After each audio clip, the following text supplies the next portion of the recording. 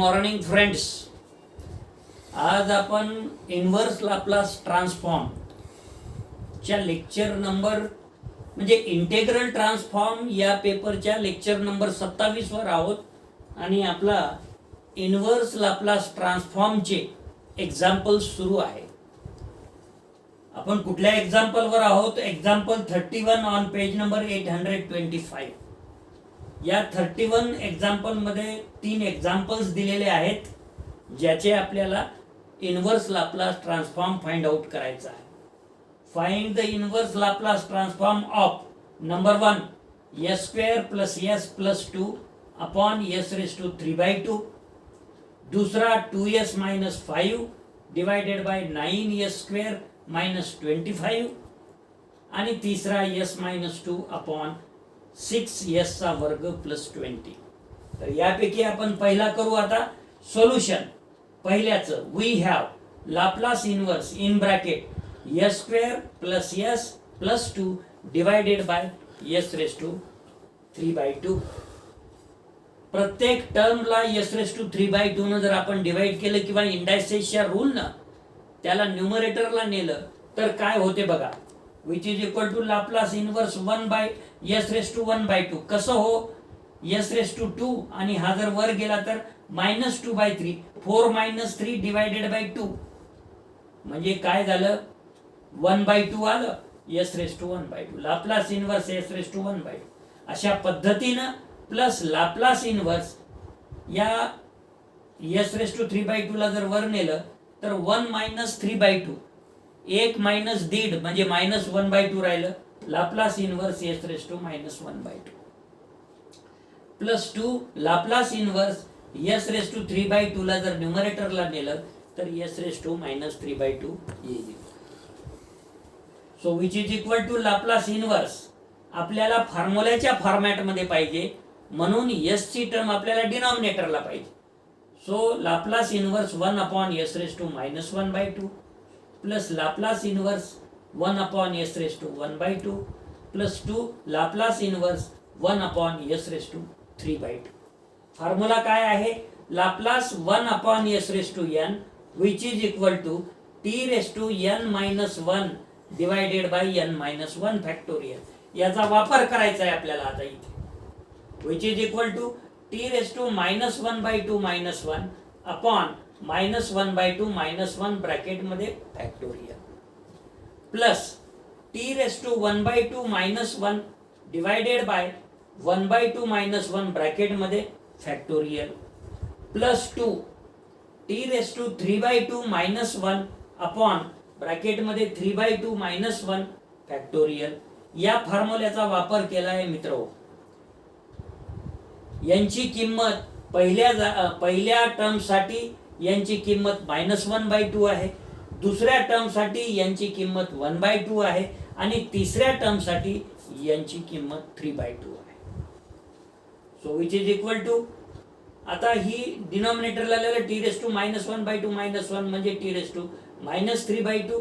त्याला डिनॉमिनेटरला लिहिलं t raise to 3/2 minus 1/2 minus 1 म्हणजे मायनस 3/2 फॅक्टोरियल प्लस इथं t रेज टू 1/2 मायनस 1 आहे म्हणजे t रेज टू मायनस 1/2 येते. त्याला डिनॉमिनेटरला नेलं तर t रेज टू 1/2 राहील आणि 1/2 मायनस 1 म्हणजे मायनस 1/2 फॅक्टोरियल प्लस 2 3/2 मायनस 1 म्हणजे 1/2 factorial t raise to 3/2 minus 1 म्हणजे t raise to 1/2 which is equal to आता n फॅक्टोरियल ला गॅमा मध्ये n प्लस 1 हा फॉर्म्युला वापरायचा आपल्याला. n factorial which is equal to हा जो सिम्बॉल आहे ना याला गॅमा म्हणतात आणि गॅमा मध्ये n plus 1 which is equal to n factorial. आपल्याजवळ n फॅक्टोरियल आहे आपण गॅमा मध्ये लिहिणार आहोत. तर काय हो? n फॅक्टोरियल n ची किंमत मायनस 3/2 मायनस 3/2 प्लस 1 म्हणजे गॅमा मध्ये येईल minus 1/2 into t raise to 3/2 म्हणजे which is equal to 1 upon gamma मध्ये मायनस 1/2 t रेज टू 3/2 हा फॉर्म्युला यूज केलेला आहे. प्लस इथे 1/γ मध्ये 1/2 इंटू √t, पुन्हा हा फॉर्म्युला यूज केलेला आहे, प्लस 2 इंटू टी म्हणजे √t⁻1/2 म्हणजे √t, आणि इथे मात्र हा फॉर्म्युला यूज केलेला आहे, n factorial which is equal to n into n minus 1 factorial. n ची किंमत इथे 1/2 आहे, ब्रॅकेटमध्ये 1/2 मायनस 1 फॅक्टोरियल. मित्र हो, हे दोन्ही रिझल्ट या टर्म मध्ये आपण यूज केलेले आहे. विच इज इक्वल टू 1/γ मध्ये -1/2 इंटू t⁻3/2 प्लस 1/√, मध्ये πt, कारण की गॅमा मध्ये 1/2 विच इज इक्वल टू √π आहे, आणि म्हणून हा झाला √π, हा झाला √t, याला एकत्र आपल्याला √πt लिहिता येते. हे 2 जे आहे ते न्यूमरेटरला गेलं, प्लस 4 झालं, हे √t, आणि डिनॉमिनेटरला 1/2 मायनस 1 फॅक्टोरियल म्हणजे -1/2 फॅक्टोरियल. इथं आपण रिझल्ट गॅमा मध्ये 1/2 इज इक्वल टू √π यूज केलेला आहे. So which is equal to 1/γ मध्ये -1/2 into t⁻3/2 plus 1/√πt plus 4 √t. आता याला हा फॉर्म्युला यूज करायचा, -1/2 प्लस 1, गॅमा मध्ये -1/2 प्लस 1 म्हणजे गॅमा मध्ये 1/2, विच इज इक्वल टू 1/γ मध्ये -1/2 into t⁻3/2 plus 1/√πt plus 4 √t/π, कारण की गॅमा मध्ये 1/2 इज इक्वल टू √π आहे, आणि म्हणून प्लस 4 √t/π. आपण एक एक्झाम्पल आपला झाला होता. आता दुसरा example. Solution. We have Laplace inverse 2s - 5 divided by 9s² - 25. आता आपल्याला जर सगळे रिझल्ट फॉर्म्युले keep in mind, tip of the tongue जर माहीत असले तर ऍडजस्टमेंट करणं काहीच कठीण नाही आहे, जे की इथं मी करत आहे. So which is equal to Laplace inverse, इथं 2s ची गरज नाही, 2 ला साईडला घेतलं, इथं 9 ची गरज नाही, divide by 9 taken out common. So in bracket what happened, in bracket हा s² - 5/3 अँड इट्स स्क्वेअर, म्हणजे 9 कॉमन काढल्यामुळे s चा वर्ग -25/3 राहते, मग 25/9 राहते, मग 25/9 ला आपण काय लिहू शकतो, -5/3 चा वर्ग. म्हणजे काय ऍडजस्टमेंट झाली, हे 2/9 आपल्याला नको आहे, त्याला आपण साईडला घेऊ शकतो, आणि हा s ची गरज आहे, इथं s² मायनस, इथं 25/9 होते, 5/3 चा वर्ग, bracket close, minus Laplace inverse, minus हा इथं आला आणि हा 5, डिनॉमिनेटरचा पुन्हा 9 कॉमन काढलं, आणि ब्रॅकेटमध्ये काय राहिलं हो, s² - 25/9 राहिलं. मग त्या 25/9 ला आपण काय करू शकतो, 5/3 चा वर्ग लिहू शकतो. मग लिहा की हे 5/3 चा वर्ग.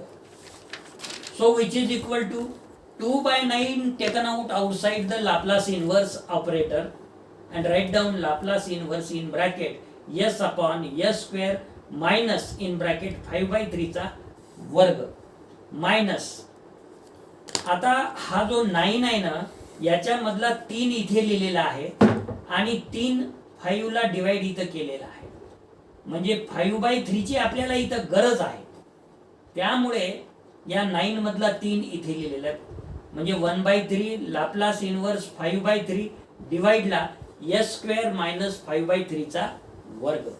आता काय झालं, आपल्याला जसं पाहिजे फॉर्म्युला वापरण्यासाठी त्या टाइप मध्ये आपल्याला त्याला आणता आलं पाहिजे, आणि ते आलं. So which is equal to 2/9, हा जो आहे लाप्लास इनवर्स s/s² - 5/3 चा होल स्क्वेअर, हे कॉस हायपरबोलिक 5/3t आहे. इथं आपल्याला माहित असेल Laplace inverse S upon S square minus A चा वर्ग which is equal to cos hyperbolic A T. A ची किंमत 5/3 आहे म्हणून cos hyperbolic 5/3t minus 1/3 Laplace inverse 5/3 upon S square minus 5/3 चा वर्ग. इथं कुठला फॉर्म्युला यूज होतो? Sine hyperbolic 5/3t. म्हणजे Laplace inverse A upon S square minus A square which is equal to sine hyperbolic A T. A ची किंमत 5/3 आहे म्हणून साइन हायपरबोलिक 5/3t. हे झालं दुसऱ्या नंबरचा एक्झाम्पल. आता तिसरा काय आहे हो? एस मायनस 2 अपॉन 6 एस चा वर्ग प्लस 20. सोल्युशन तिसरा we have Laplace inverse s minus 2 upon 6 s चा वर्ग प्लस 20. आपल्याला इथं एस स्क्वेअर नको आहे त्यामुळे एस स्क्वेअर आपल्याला इथं 6 नको आहे त्यामुळे आपण 6 काय करू?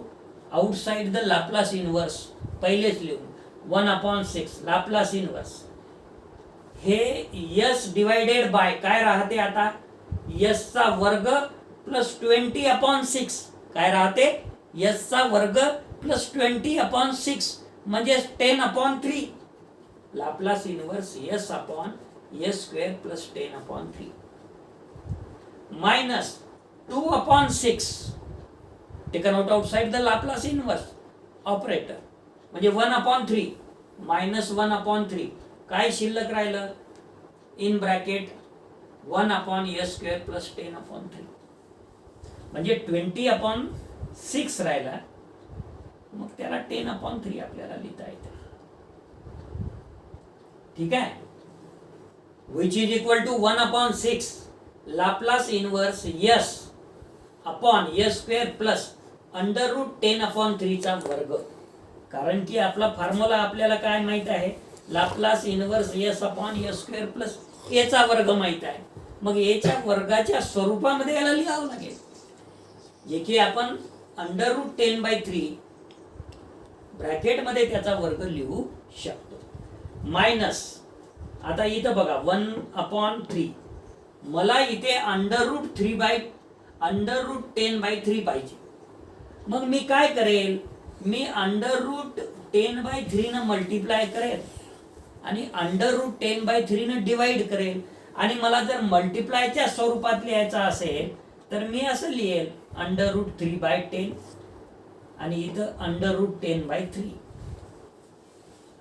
Laplace inverse in bracket √10/3 divided by S square plus √10/3 चा वर्ग. आता हे झालं फॉर्म्युल्यामध्ये. मग काय फॉर्म्युला आहे? 1/6 which is equal to cos √10/3t. कोणता फॉर्म्युला वापरला हो इथे? Laplace inverse S upon S square plus A square is equal to cos 80. Cos 80 याची किंमत किती आहे? √10/3 मायनस हा √3 डिवाइडचा जो 3 आहे याला आपण √3 इंटू √3 लिहू शकतो. मग एक √3 कटला दुसरा एक √3 डिनॉमिनेटरला राहिला. डिनॉमिनेटरला √10 आहेच मग त्याला लिहू शकतो आपण -1 अपॉन √ मध्ये 3 इंटू 10 म्हणजे 30 आणि इथं sign √30/t sign √10/3 into t. इथं कुठला फॉर्म्युला वापरला? इथं वापरला Laplace inverse A upon S चा वर्ग प्लस ए चा वर्ग इज इक्वल टू साइन 80. ए ची किंमत किती आहे? √10t. मित्र हो, आपण या लेक्चर मध्ये 3 एक्झाम्पल्स घेतले. याच्या आधीच्या लेक्चर मध्ये 10 एक्झाम्पल्स घेतले. जवळपास 13 एक्झाम्पल्स आपण घेतले आहेत आणि मला असं वाटते की आता येणारी जे पुढची एक्झरसाइज आहे त्यामधील सगळे एक्झाम्पल्स तुम्हाला करायचे आहे. मी फक्त हिंट सांगेल, मी फक्त ओरली एक्सप्लेन करून टाकेल each and every example in the exercise. Exercise मधले पूर्ण एक्झाम्पल्स तुम्हाला करायचे आहे. काही समजलं नाही, काही कळालं नाही तर you are most welcome to ask any type on WhatsApp group. तर आजच्या लेक्चरसाठी आपण इथेच थांबणार आहोत. धन्यवाद. 14 नंबरचा formula Laplace inverse S upon S square plus ए स्क्वेअर ब्रॅकेटमध्ये त्याचा वर्ग which is equal to 1/2a into T sine 80. 15व्या नंबरचा लाप्लास इन्व्हर्सचा formula Laplace inverse S square minus A square divided by ब्रॅकेटमध्ये A square plus A square त्याचा वर्ग which is equal to T cos 80. 16 नंबरचा इन्व्हर्सचा लाप्लासचा formula Laplace inverse in bracket S square in bracket S square plus A square bracket complete त्याचा वर्ग which is equal to 1/2a in bracket sine 80 plus 80 into cos 80. मित्र हो, हे जे सगळे फॉर्म्युले आहेत हे सगळे आपल्याला लक्षात राहिल्याशिवाय किंवा आपल्याला माहीत असल्याशिवाय आपण एक्झाम्पल्स करू शकत नाही. त्यामुळे तुम्ही वारंवार यांची रिव्हिजन करायला पाहिजे. आता आपण काही एक्झाम्पल्स घेऊ. Examples 30 on page number 825.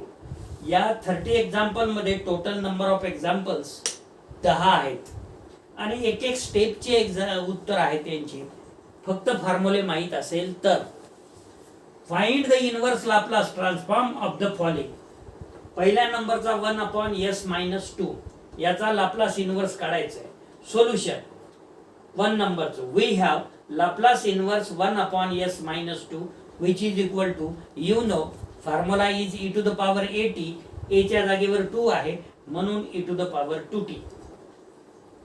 दुसऱ्या नंबरचा 1/s²-9. सोल्युशन दुसऱ्या नंबरचा we have Laplace inverse 1/s²-3 चा वर्ग. परंतु आपल्याला आपल्या फॉर्म्युल्यामध्ये आणण्यासाठी इथं 3 ची गरज आहे. त्यामुळे 3 न मल्टिप्लाय केलं जो की इथे लिहिलेला आहे, 3 न डिवाइड केलं जो इथे लिहिलेला आहे आणि म्हणून which is equal to 1/3 Laplace inverse 3 divided by s²-3 चा वर्ग which is equal to sine hyperbolic 3t आणि हा तो डिवाइडचा t. त्याच्यानंतर तिसऱ्या नंबरचा फॉर्म्युला तिसऱ्या नंबरचा प्रॉब्लेम s/s²-16. सोल्युशन तिसऱ्या नंबरचं we have Laplace inverse in bracket s/s²-4 चा वर्ग आपण लिहू शकतो आणि डायरेक्ट हे फॉर्म्युल्यामध्येच असल्यामुळे which is equal to cos hyperbolic 4t.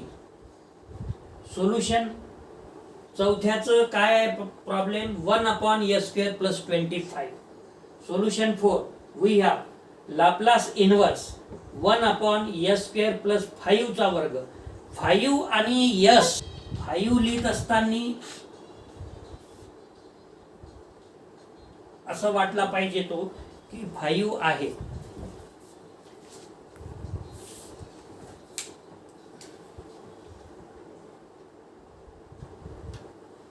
आणि यस ला असा कर्व सारखा आला पाहिजे. यस ठीक आहे.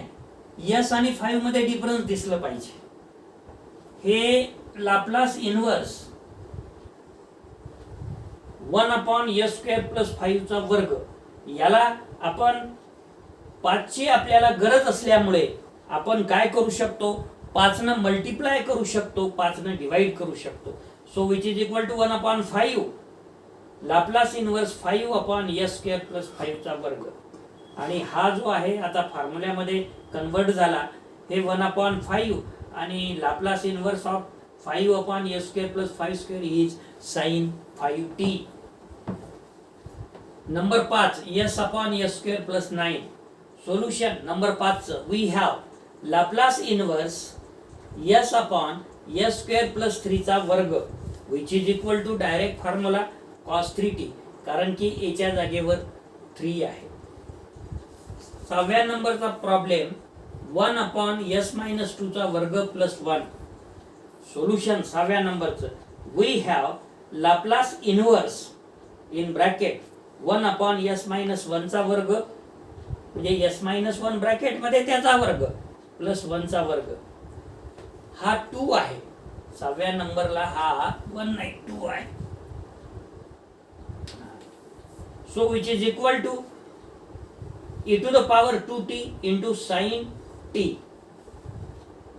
अशा पद्धतीनं आपले 6 एक्झाम्पल झाले. पुढचे करू.